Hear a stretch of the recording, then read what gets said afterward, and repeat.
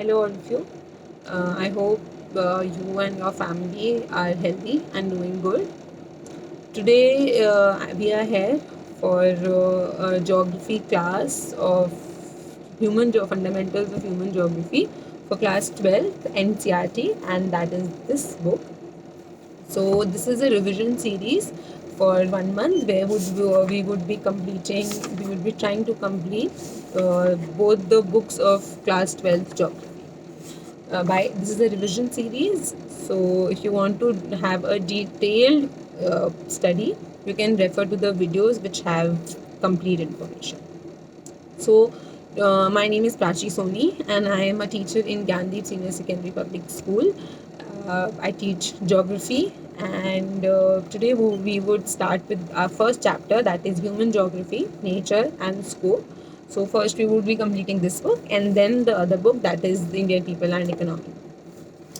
So, in this book, first chapter, Human Geography. What is Human Geography? Human Geography is a study of relationship between humans and the physical environment and the physical natural things around you. So, it is geography is a field of study. You must have learned in your class 11th कि जो geography एक subject होता है ये काफ़ी सारे subject से linked होता है. इसमें काफ़ी सारे अलग अलग subjects, चाहे वो history हो, polity हो, sociology हो, सब तरह के subjects कहीं ना कहीं linked होते हैं. तो ज्योग्राफी एक डिसिप्लिनरी सब्जेक्ट है, विच मीन्स इसमें बहुत सारे डिसिप्लिन्स जॉइंट होते हैं. ये एक इंटीग्रेटिव सब्जेक्ट है. इंटीग्रेटिव यानी हर कॉन्सेप्ट को इंक्लूड करता है. एम्पेरिकल का मतलब क्या होता है? एम्पायर क्या होता है? Something which is on the top, जो अपने आसपास की नीचे की सारी चीज़ों को कंट्रोल करके रखा हुआ है. तो ज्योग्राफी एक एम्पेरिकल सब्जेक्ट है जो हर सब्जेक्ट जो उसके नीचे है उसको किसी ना किसी तरीके से इफेक्ट करता है. Then is your practical. Geography एक बहुत ही प्रैक्टिकल सब्जेक्ट है. प्रैक्टिकल का मतलब हो गया कि हम जो भी चीज़ें ज्योग्राफी में पढ़ते हैं उनको हम डायरेक्टली अपने आसपास की लाइफ से, अपने आसपास के लोगों से कनेक्ट कर सकते हैं और उनके साथ हम प्रैक्टिकल एप्लीकेशन देख सकते हैं. फॉर एग्जाम्पल, हम जब ह्यूमन ज्योग्राफी पढ़ते हैं तो हम पॉपुलेशन की स्टडी करते हैं, माइग्रेशन की स्टडी करते हैं, ह्यूमन सेटलमेंट्स की स्टडी करते हैं, और इन सारी चीज़ों में हम बहुत आसानी से अपने एप्लीकेशन को कंपेयर कर सकते हैं. सो प्रैक्टिकल सब्जेक्ट है जो ज्योग्राफी में दो मेन चीज़ें होती हैं. दैट इज़ योर नेचर, जो कि आपका फिजिकल इन्वायरमेंट, और ह्यूमन बींग्स यानी कि हम लोग, मैं, आप, आपकी फैमिली, आपके आसपास के रहने वाले लोग, हम दोनों ही लोग मिलाकर ज्योग्राफी में एक बहुत ज़्यादा मेजर इम्पैक्ट करते हैं. फिजिकल चीज़ें और ह्यूमन, और इन दोनों के बीच में जो रिलेशनशिप बनता है उसको हम ह्यूमन ज्योग्राफी बोलते हैं, कि किस तरह से ह्यूमंस इफेक्ट करते हैं ज्योग्राफी को in every way possible. On the very first page human geography की बहुत अच्छे से डेफिनेशन लिखी हुई है. Human geography studies the relationship between physical, natural and the human worlds. मतलब क्या हुआ है इस बात का कि ह्यूमन ज्योग्राफी फिजिकल फीचर्स और नेचुरल फीचर्स के बीच में एक रिलेशनशिप बताती है, दोनों को स्टडी करती है. फिजिकल चीज़ें यानी कि आपकी अर्थ, वाटर, लैंड, एयर, इन सब चीज़ों का ह्यूमन से क्या कनेक्शन है. And the special distribution of human phenomena and how they come about. Special distribution का मतलब होता है स्पेस का. स्पेशल का मतलब है स्पेस. स्पेस का मतलब हो गया जो अलग अलग स्पेस, जगह के हिसाब से जो स्पेशल आपका distribution of human phenomena, human किस तरह से स्पेस में इम्पैक्ट करता है. मतलब जो पहाड़ में रहने वाले लोग हैं उन पे ज्योग्राफी का क्या प्रभाव पड़ रहा है, जो साउथ इंडिया में रहने वाले लोग हैं उन पर ज्योग्राफी का क्या प्रभाव पड़ रहा है, हम जो लोग प्लेन एरिया में रहते हैं, हमारे आसपास गंगा, काफ़ी सारी रिवर्स जाती हैं, हम पर ज्योग्राफी किस तरह से इफेक्ट करता है. This is your special distribution. Human phenomena और ये सारी चीज़ें हम किस तरह से सोशल इकोनॉमिक डिफरेंसेस और different part of the world, यानी कि थ्रू आउट द वर्ल्ड, ये किस तरह से पॉपुलेशन, कहीं किसी किसी कंट्री में पॉपुलेशन बहुत ज़्यादा होता है, कहीं पर बहुत कम होता है, कुछ लोग पॉपुलेशन को बहुत आसानी से कंट्रोल कर पाते हैं. So how the entire world and people are interacting, और कैसे कैसे क्या क्या डिफरेंसेस हैं, ये हम ह्यूमन ज्योग्राफी में स्टडी करते हैं. अर्थ एक जगह है जो कि ह्यूमन बींग्स, जहाँ पे होम टू ह्यूमन बींग्स, मतलब ह्यूमन बींग्स यहाँ पे रहते हैं. और ज्योग्राफी पढ़ने के लिए इन्होंने आपको कुछ बताया है कि आप ज्योग्राफी किस तरह से पढ़ सकते हो. ज्योग्राफी एक थ्योरी सब्जेक्ट होना चाहिए या एक प्रैक्टिकल सब्जेक्ट होना चाहिए? आपके हिसाब से क्या होना चाहिए आप बताना मुझे, बट मेरे अकॉर्डिंगली ज्योग्राफी एक प्रैक्टिकल सब्जेक्ट होना चाहिए, क्योंकि अगर आप थ्योरी थ्योरी पढ़ते रहोगे तो उसकी एप्लीकेशन आपको पता कैसे चलेगा कि दो लैंडमास से मिलके जब पहाड़ बना है, तो जब तक उसकी प्रैक्टिकल एप्लीकेशन हमें नहीं पता चलेगी हम वो इमेजिन नहीं कर पाएंगे। देन इज, क्या ज्योग्राफी रीजनल होनी चाहिए? रीजनल मतलब जो आपने ज्योग्राफी पढ़ी वो सिर्फ इंडिया की ज्योग्राफी नहीं पढ़ी, आपने पिछले साल फिजिकल ज्योग्राफी पढ़ी थी। That physical geography catered the information about earthquakes, volcanoes, everything which is all around the world. You just did not study Indian geography, or you just did not focused on the geography of Uttar Pradesh or geography of Firozabad district. We studied geography as a discipline which was combined to all, which included everybody. और जो हम human geography का book भी पढ़ रहे हैं, this book also caters to the information which is common for everybody, for every country. For example, we will see, you must have studied already about the primary activities. So primary activities, in that chapter we learned about a lot of types of agriculture which are practiced in different areas. So अगर geography regional होता, मतलब सिर्फ आपको फिरोजाबाद की district की geography पढ़ाई जाती, so it would not help you in future. For example, if tomorrow you try to become go to army, or you try to become a police officer, or anything, you go out and study in Delhi. That also, if after 12 you are going and studying out of Firozabad district somewhere, so for you it would be very difficult to understand the geography of that particular area. For example, Delhi की geography में pollution है, so अगर आपके हिसाब से Firozabad district में pollution कम है, but if you go to Delhi, वहाँ पे पॉल्यूशन ज़्यादा है, and it would not suit you. आपको पता ही नहीं होगा पॉल्यूशन क्यों हो रहा है, क्यों दिल्ली के पास में अरावली पहाड़ दिख रहे हैं. सो एवरीथिंग, हर जगह की हमको एक सिस्टमैटिक तरीके से ज्योग्राफी पढ़ाई जाती है, रीजनल तरीके से ज्योग्राफी नहीं पढ़ाई जाती है, विच मीन्स हम रीजन स्पेसिफिक ज्योग्राफी नहीं पढ़ते हैं, हम सिस्टमैटिक पढ़ते हैं. हर तरीके का पहले हम कॉन्सेप्ट समझते हैं, then we apply it to the different regions and areas. Now in the last, ये बता रहे हैं dichotomy. Dichotomy, what do you understand by dichotomy? Dichotomy means the dilemma. Dilemma मतलब दो चीज़ों के बीच में relationship between two things. That is dichotomy between physical and human is not a very valid one. मतलब जो आप ये difference, dichotomy मतलब होता है भेद, डिवाइड कर देना, किसी चीज़ को तोड़ देना. तो फिजिकल ज्योग्राफी को और ह्यूमन ज्योग्राफी को आप अलग अलग नहीं कर सकते, क्योंकि ये दोनों एक इनसेपरेबल एलिमेंट्स हैं. इनसेपरेबल एलिमेंट्स का मतलब इन दोनों चीज़ों को अलग अलग स्टडी पढ़ा नहीं जा सकता है.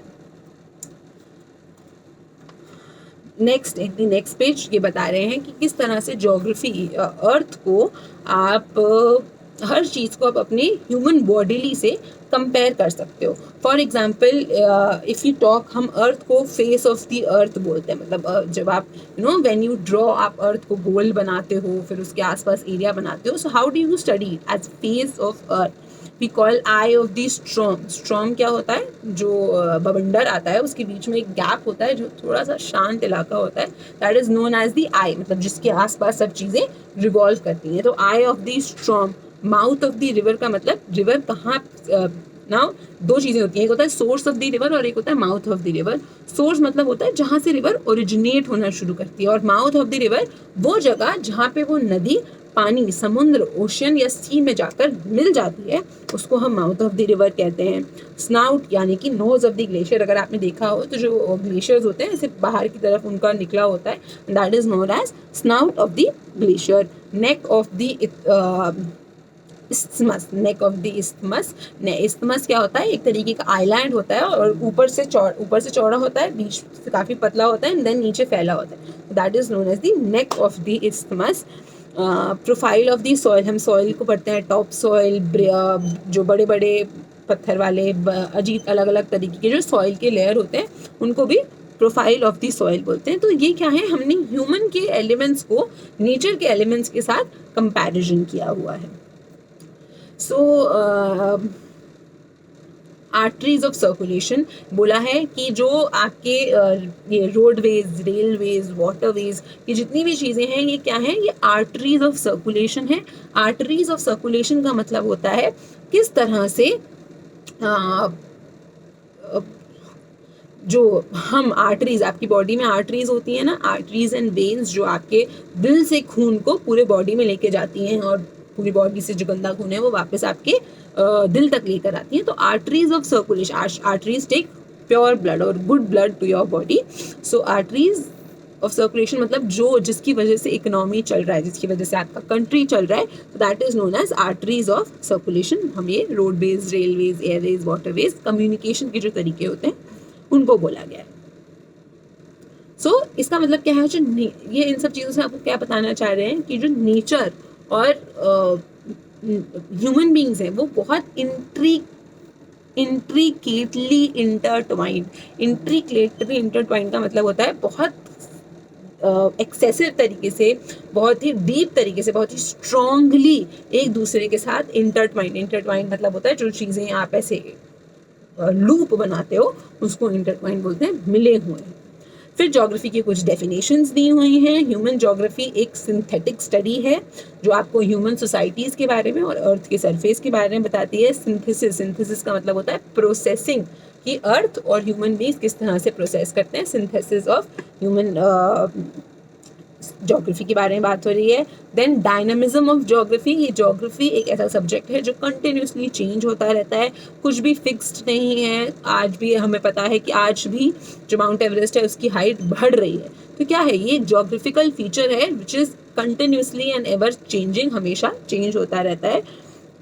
एंड कॉन्सेप्ट फिर आपके ये लाब्लाश ने एक दिया था जो हमें अर्थ और ह्यूमन बींग्स के बीच का इंटर रिलेशनशिप एक्सप्लेन करता है.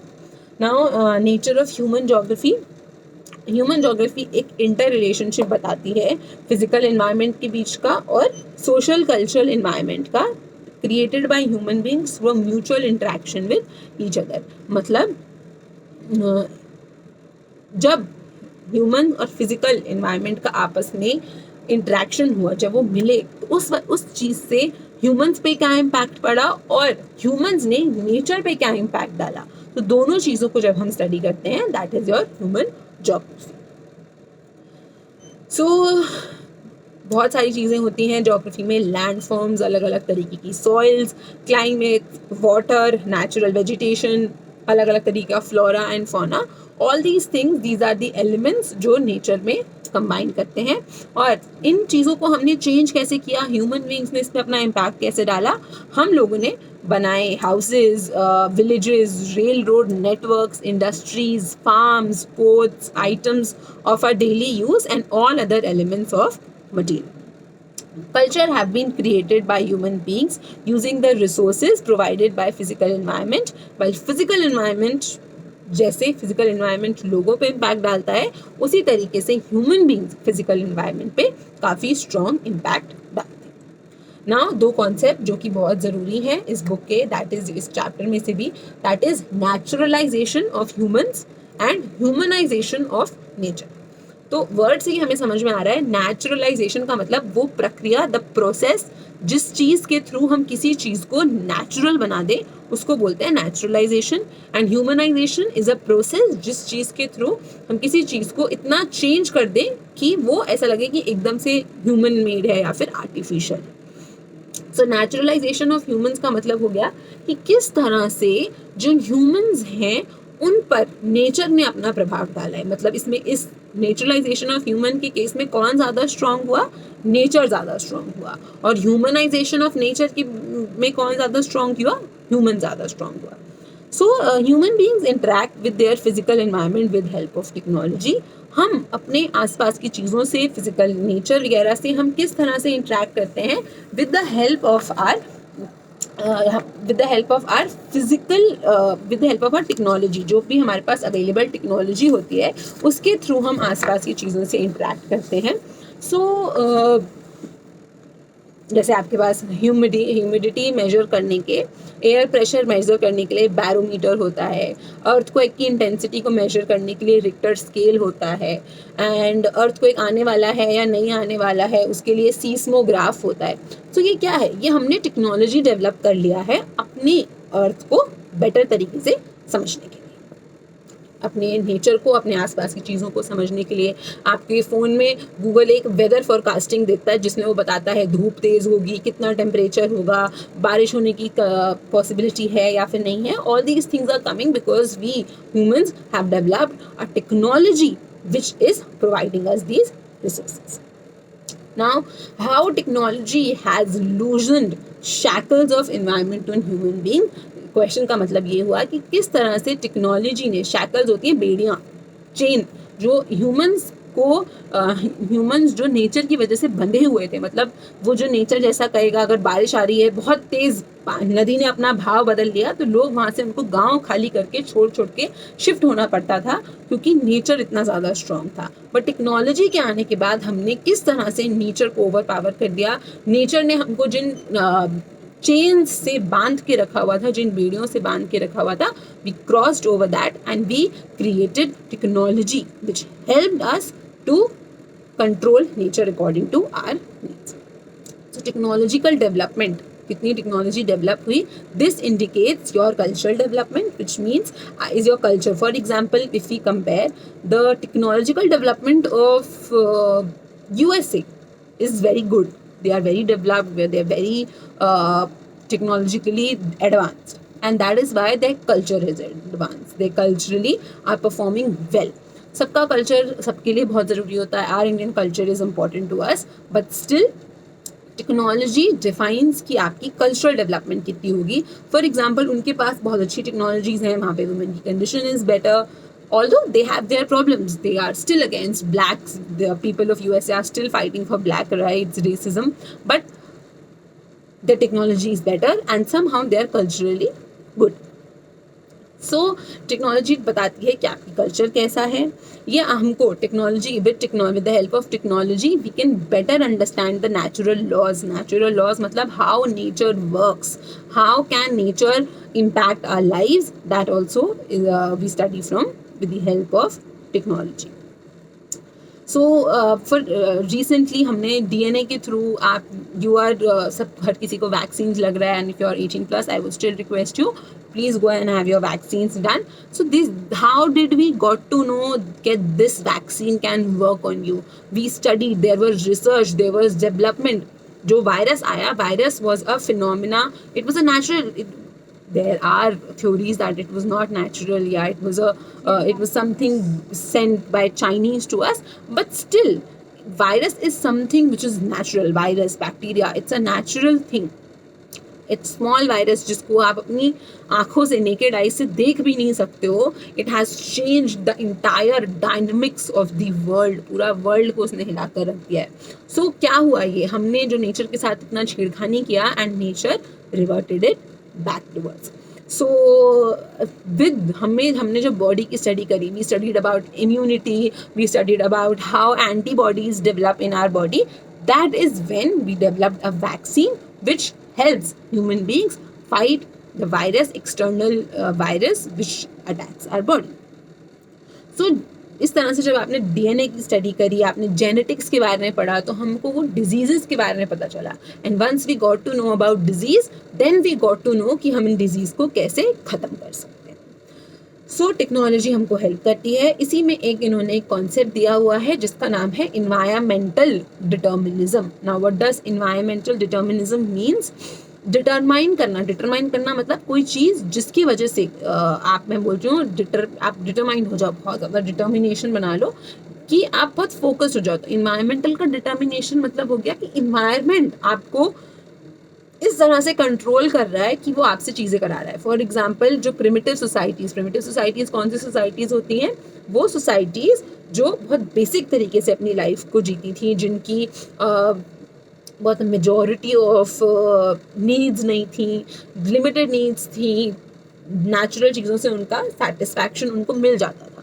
तो these were the primitive societies. जो पुराने आपके ट्राइबल और हरप्पन सिविलाइजेशन को भी हम प्रिमिटिव नहीं कहेंगे, बट स्टिल आपने हिस्ट्री में हरप्पन सिविलाइजेशन के बारे में पढ़ा होगा. So that civilization the people there use to worship nature. हमने जो रिलीजन वाला उसमें सेक्शन है, you must have seen that the people of Harappa worshipped nature extensively. क्योंकि nature not just people of Harappan civilization, हमारे भी ऋग्वेदों में इंद्र देवता, अग्नि देवता, सोमदेव, इन सारी देवताओं, इन गॉड को पूजा जाता है जो natural. Indra was water, God of water, अग्नि फायर. तो ये नेचुरल चीज़ें जो ह्यूमन बींग्स की लाइफ को बहुत तरीके से डिटरमाइन करती थी. इसको हम बोलते हैं इन्वायरमेंटल डिटर्मिनिज्म. ये वो इंट्रैक्शन होता है प्रिमिटिव सोसाइटीज, ह्यूमन सोसाइटीज के बीच में, और strong forces of nature, which means nature is strong, which is ultimately controlling. At that stage of very low technological development, जो humans थे वो naturalized हुए, मतलब वो nature के हिसाब से चल रहे थे. They got naturalized how nature wanted, they behaved in that certain manner. इन्होंने एक स्टोरी दिया हुआ है in the box, if you have read it, but I would just give you a brief description what the story entails. The story is about a person Benda who lives in a town in the wilds, मतलब गाँव, वो जंगल में रहता है, forest area में. सो इसमें इस story में वो आपको ये बताने की कोशिश कर रहे हैं that how Benda was dependent extensively on things like water, अपने एक पानी, अपनी घर की नीड्स के लिए. पानी पीने से पहले भी ही यूज टू प्रे कि आप मेरे को भगवान की वजह से या नेचर ने मुझे पानी दिया, thanks for that. Next thing, he is dependent on mahua tree, जो महुआ के पौधे हैं, for his economy. He is dependent on food from nature. So for most of his needs he is dependent on the nature. So ये बताता है कि किस तरह से जो ह्यूमंस हैं वो इतने ज़्यादा नेचर पे डिपेंडेंट हैं. Next is your humanization of nature. ये हम सबको पता है कि हम एक stage of necessity to a stage of freedom. Stage of necessity to a stage of freedom का मतलब, पहले जब हम नेचर को सिर्फ उतना यूज़ करते थे जितना हमारे लिए ज़रूरी होता था, जितना हमारी लाइफ को सस्टेन करने में मदद करता था. But now we are exploiting nature. Freedom, हमने अपना फ्री हैंड ले लिया, क्योंकि हमने टेक्नोलॉजी डेवलप कर लिया है, तो हमने एक फ्री हैंड ले लिया है कि हम नेचर को कितना मर्जी एक्सप्लॉइट कर सकते हैं without any boundations. But it is not correct. उसके भी एक कुछ पॉसिबल आउटकम्स होते हैं.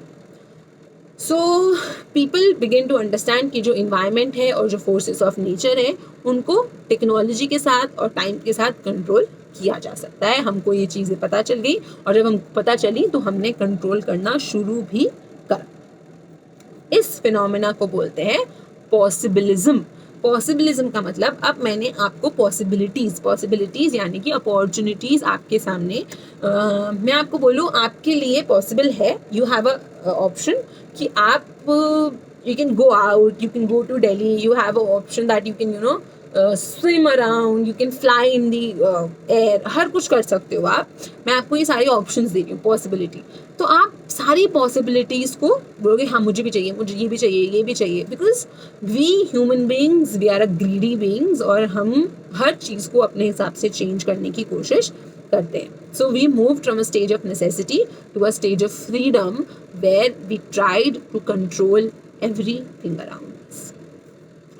सो हमने अपना इम्प्रिंट का मतलब होता है हमने अपना छाप छोड़ दिया हर चीज़ में.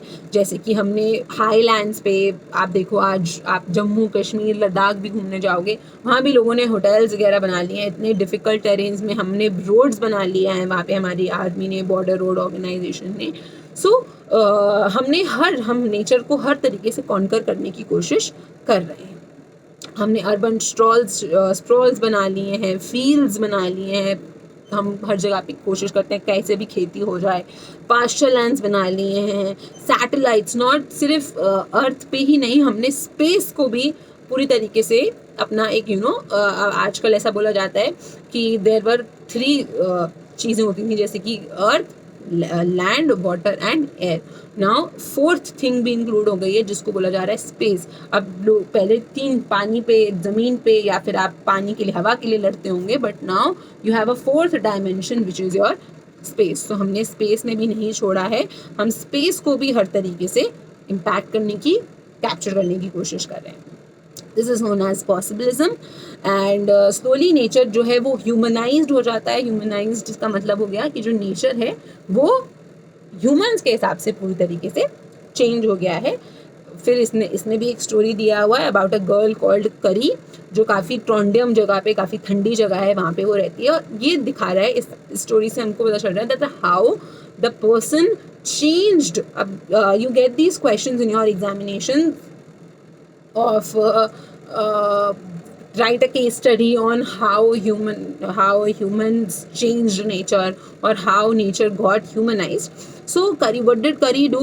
उसके ऑफिस में क्या किया था? They maintained a good temperature which is good for human beings, for every human being to work, to sustain, to get along. For example, इतनी सर्दी में इतनी सर्दी में you plant heaters, गर्मी में आप एसी का यूज़ करते हैं, मोटर लगाइए आपने पानी के लिए. सो ऑल दीज थिंग्स आप अपने कंफर्ट के हिसाब से यू आर यूजिंग टेक्नोलॉजीज. उन्होंने भी टेक्नोलॉजी को यूज़ करके they lower down the temperature. बाहर बहुत ठंडी थी. They used wide tyres for their car, ताकि जो बर्फ़ है उसमें फंस ना जाएं. It's easy to move in difficult terrain areas. They use to trade from different parts of the country, different parts of the world, जहाँ से उनको सामान आना, क्योंकि इतनी सर्दी है, ठंडी जगह में वेजिटेशन होना पॉसिबल नहीं है. So they used to get food from different places. Internet था, प्रॉपर कंडीशंस उन्होंने लगा ली कि वो वहाँ बैठे बैठे हर जगह से they were able to connect. Tomorrow we will be studying about new determinism and the other parts of this chapter. Tomorrow we will be able to complete this chapter. So at the end of this video मैं आपको 2 question solve करने के लिए दूंगी and 2 MCQs दूंगी. MCQs के answer you can answer in the comment section, and for the questions you can write it with yourself and show it or send it to me, message it or send a video. Thank you.